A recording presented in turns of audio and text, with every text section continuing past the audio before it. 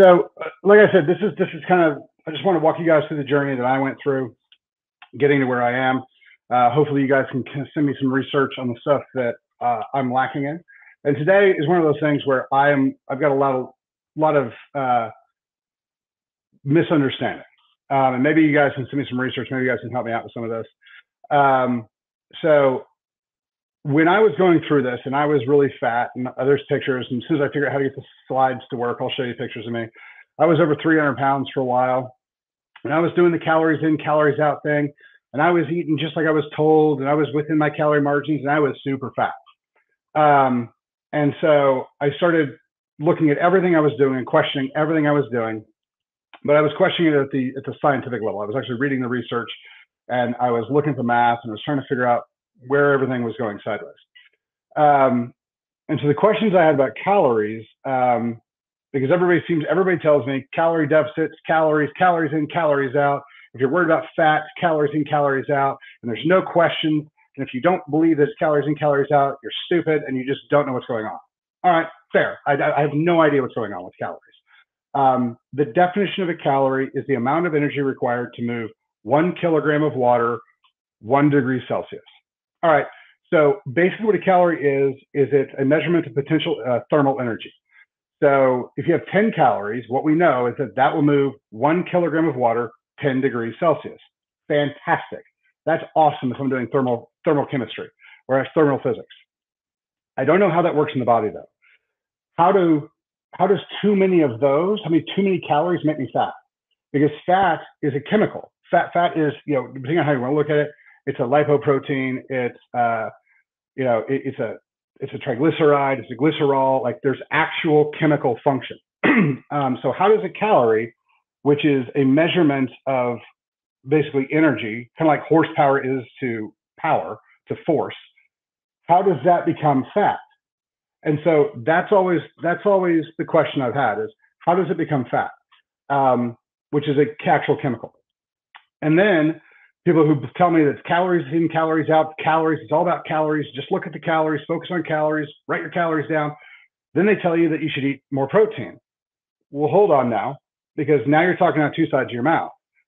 Because if calories are what matter, it doesn't matter if you eat all protein or all carbohydrates, because carbohydrates and protein are equal in the calorie equation.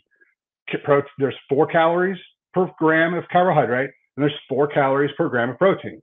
So if you're talking about calories in, calories out, calories and proteins and carbohydrates are a dead even. There is no difference. And so that was one of my major issues, because I can walk you through how a protein would become fat. It's almost impossible. So for instance, you have to eat the protein, you have to digest it into its amino acids, absorb those amino acids. The amino acids that are then absorbed have to go to the liver, create what's called gluconeogenesis, where you make new sugar out of them. And then that sugar has to be able enough to feed the blood. And then if you made even more, which never happens, it would feed the brain. Well, you can feed the brain. I feed the brain, that's how I study ketosis.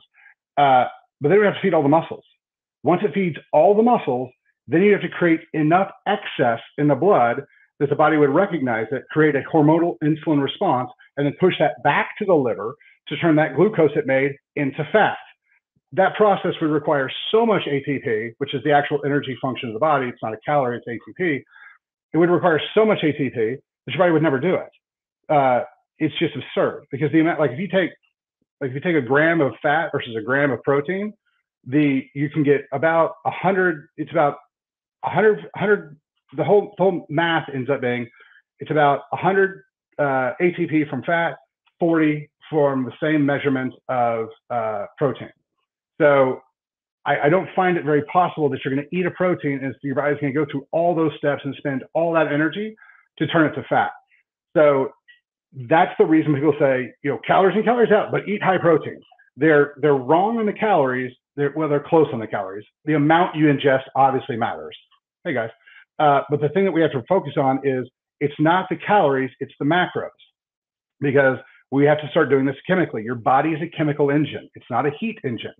If it was, we'd have smokestacks where we'd expel that gas. Because if you're going to combust a gas, if you're going to combust something, burn it for heat energy, it's going to produce waste gases, not chemically. So well, oxidation's burning. No, it's not. Iron oxide is rust. If you can take a piece of iron, set it outside, it will rust, it'll oxidize, but it won't burst into flames. So oxidation and burning are not the same thing.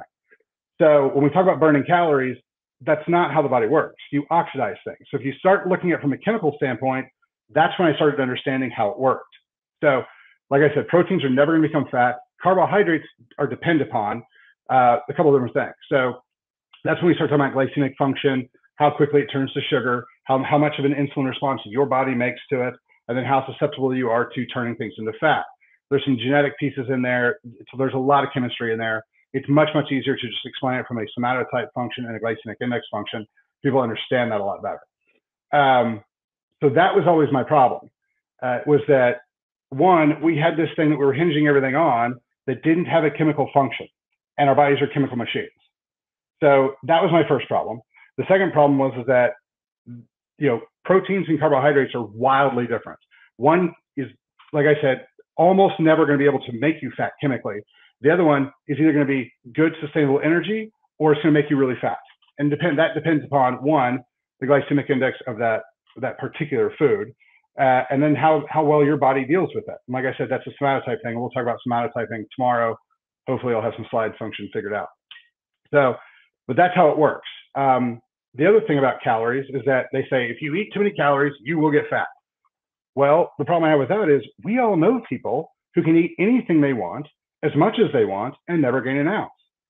But my problem is that your system of measurement, your system of function either works or it doesn't. If it works for everybody, it's a good system. If it doesn't work for everybody, it's a bad system.